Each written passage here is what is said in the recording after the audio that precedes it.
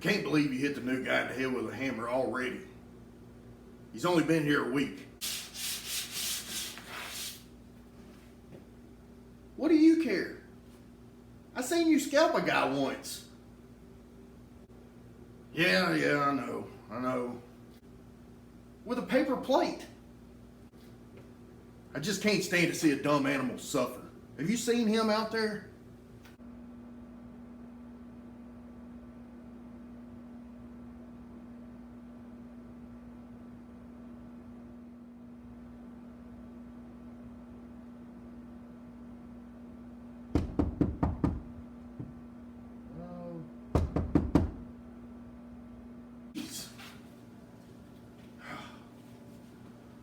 Fine, we'll give him one more shot. We did just have a new project come in. Heart spoon? A wooden heart-shaped spoon. A heart spoon? We'll make the new guy do it. Hey, can you make a heart spoon? OMG, yes, I love making heart spoons. Hold on, don't come through the window, you moron. There's a door.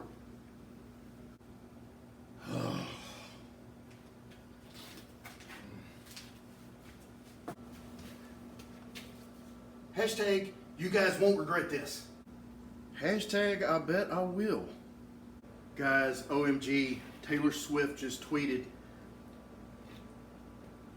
Hashtag Tay-Tay, hashtag facts. Did you know that women are 100 times more likely to go through menopause than men? Hashtag unfair, right? Yeah.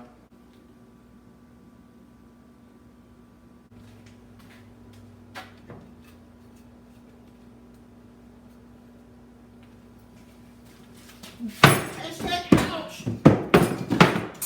Hashtag help! Now that we got our blank for our heart spoon, it's all this is just a piece of pine, rough sawn pine that I had laying around, and it's 2 inches thick by 3 3/8 wide. So this is going to be a good size for this. Your heart spoon or whatever spoon you're going to make can be whatever size. And there's only one way to find out what works best for you. The ratio of the width, the thickness, and the length is you're just going to have to try it. Some good stuff that you can use your old 2x4 scratch for is making spoons, practicing making spoons. This is only for aesthetics. This is just for looks. This is just something for decoration you put on the counter, hanging on the wall, whatever. Now, if you do want to make a spoon that you can use, you need to use some kind of food grade wood, maple, walnut, pretty much anything you'd make a cutting board out of. And then you would have to use food grade oil or some sort of treatment, and then you can use it. But this is just for practice. This is just for looks. This is just decoration and cutesy, artsy, craftsy crap. So we're gonna get the heart spoon drawn out on this blank here, and then we'll take it over to the bandsaw. What we want to do is we want to make a center line down the center of our blank, and it's 1 11/16. So a little handy dandy, what you call it here, and we want to make a line all the way down. There is a few things that you can do. You can either probably print out a heart. If you can't draw that good, you can print out a heart and then cut it out out of the print with a pair of scissors, and then throw a little bit of glue stick on the back or some spray adhesive, smack it down on there, and then just come off with a long strip for your handle, and then you can shape it however you want. A couple of reference measurements. I want the bottom of my heart, I want the height of my heart, the actual shape, to be probably 3 inches. And so that's going to be where the handle of the spoon begins at the bottom of the heart. And up here, I'm going to leave myself a little bit of space to start from. So I'm not going to go start my spoon right at the edge. I need to have room to cut just a little bit. So I'll take that, and I just kind of start making some swooping motions to draw the heart out. And I like doing this freehand. You know, everybody's got, you know, a lot of people have CNC machines these days, and you know, I like to do this stuff by hand, mostly because I can't afford the other stuff. So now we need to draw a line. Remember this line right here that we made, holding down from the top? We need to wrap that around on the side. And I'm just gonna, the way I've been doing it is I just make a swooping shape, and I kind of imagine a 3-dimensional Valentine style heart, and I just make this swooping fat shape that's maybe a little more fat up here toward the top. Now, the tricky part is, do you want your spoon to have like some recurve to it? So this is the front. We're gonna have this lip around it. We're gonna take all this wood out right here. All right, so this is the top view. Now, we can make it recurve.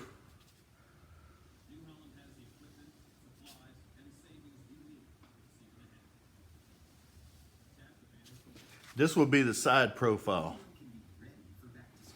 This is with a recurve profile. This will be the side, the edge of the spoon. So we can either do it that way, or we can just do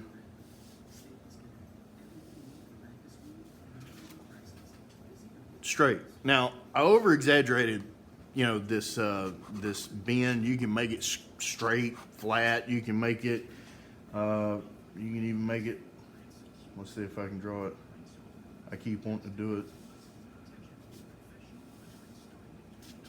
You can even make it like this. The very bottom one, you can make it to where it really doesn't have, it's just, you know, flat, straight across like the board is. I think what I'm gonna do is I'm gonna do a little bit between these two. I'm not gonna get that radical, but I do like the recurve spoons because it just adds a little more character to it. So in order to do that, we have to come up and not cut ourselves short up here at the top. Y'all, I'm sorry, I'm so bad at making YouTube videos. Y'all hang there with me, I'll get better.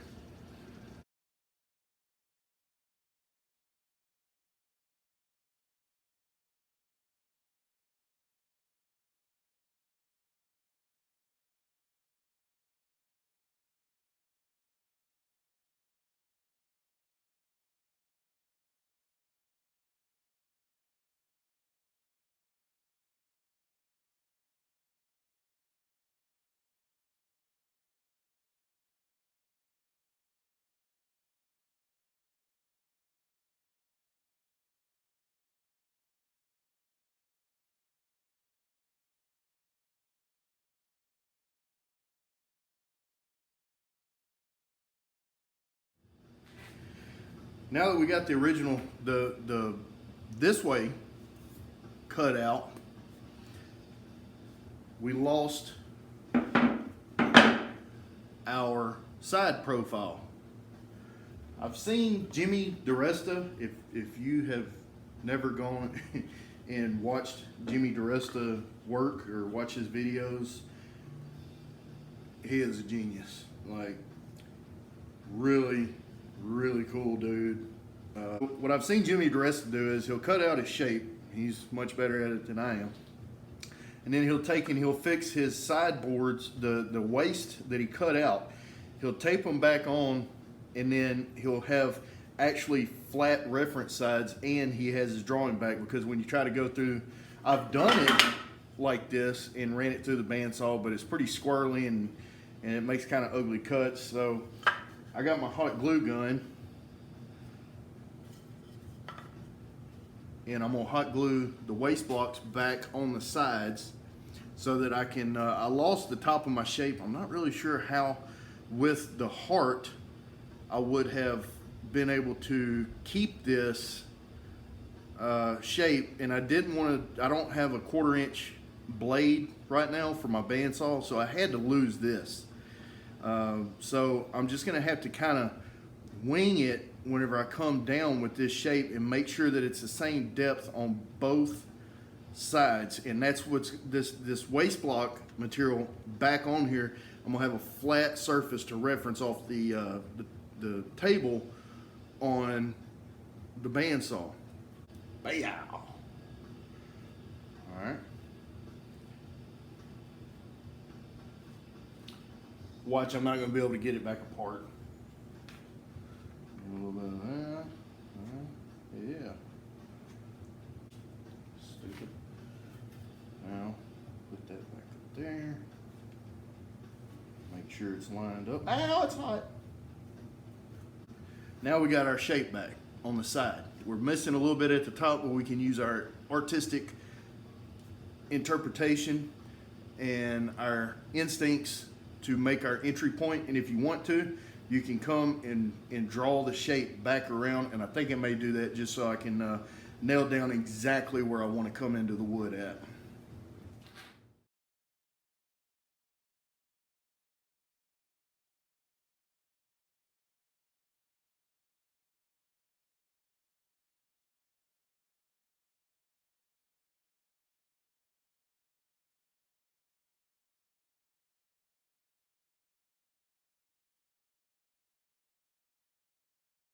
All right, so now we're going to pop this apart.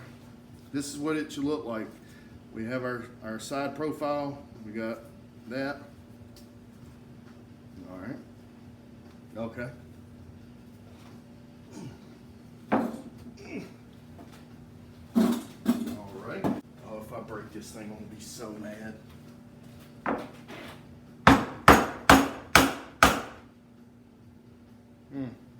Okay. That sucks. I used too much damn hot glue. Most people have a sawzall. I have a chisel.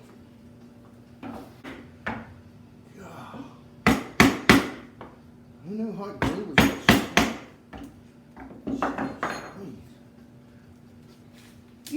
all right. Okay, we're good. It came off. I probably could have got away with a lot less hot glue that I used. That's a personal problem that we're gonna start on the bowl. So let's go down here. Come on, let's go.